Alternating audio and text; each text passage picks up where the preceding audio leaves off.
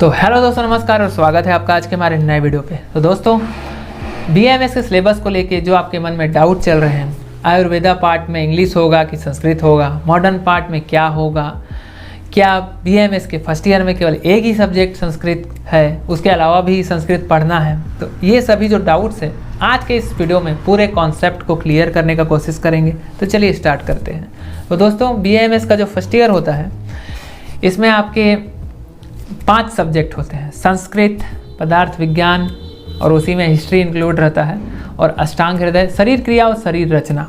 तो दोस्तों, संस्कृत एक सब्जेक्ट हो गया प्योर आयुर्वेदिक, ठीक, उसको आपको पूरा श्लोकास उसमें पढ़ने हैं और उसको आपको अच्छे से समझना है, ठीक है। अष्टांग हृदय, अब अष्टांग हृदय में आपको श्लोकास संस्कृत में लिखना है और उसका एक्सप्लेन जो करना है वो इंग्लिश में ही करना है।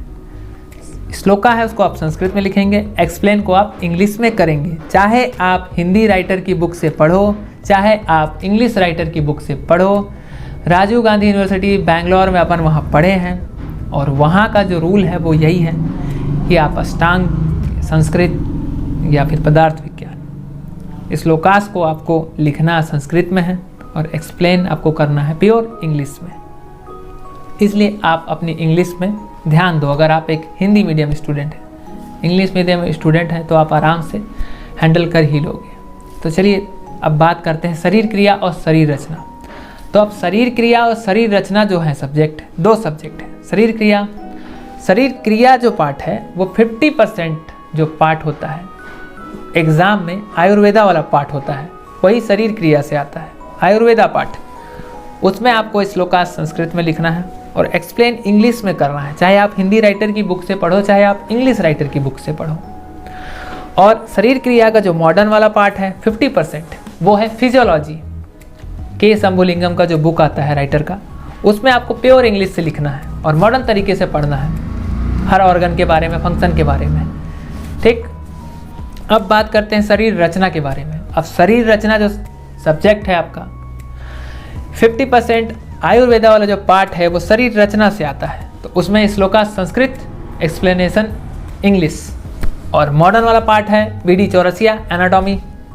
तो इसमें आपको हर्बोन, ह्यूमरस, फीमर, टीविया, फीबिया, पटेला, जितने भी बोन्स हैं, ऑर्गन्स हैं, उन सभी का आपको प्योर इंग्लिश में ही एग्ज़ाम में एक्सप्लेन करना है, तभी आपके अच्छे मार्क आएंगे। और ऐसे ही फाइनल ईयर में कुछ सब्जेक्ट हैं, जैसे एग्जाम्पल के लिए ले लेते हैं आपका शल्या। तो शल्या जो है आपका, उससे 50% जो आयुर्वेदा वाला पार्ट रहता है वो एग्ज़ाम में आता है शल्या के, ठीक है। और 50% जो रहता है वो मॉडर्न वाला पार्ट रहता है, वो सर्जरी से आता है। सब्जेक्ट एक ही है बट पढ़ना 2 तरीके से है।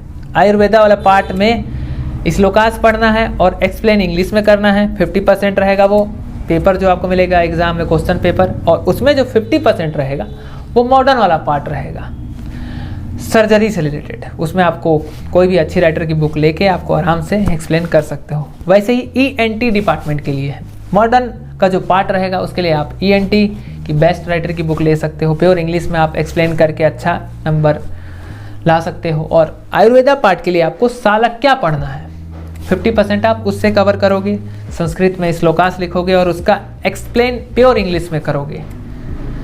तो ये जो डाउट है आप लोगों के दिमाग में, आज वो डाउट क्लियर हो गया होगा।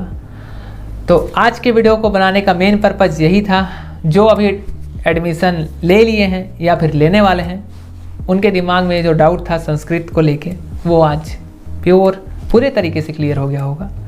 तो आज के वीडियो को यहीं पे एंड करते हैं, मिलते हैं नेक्स्ट वीडियो पे।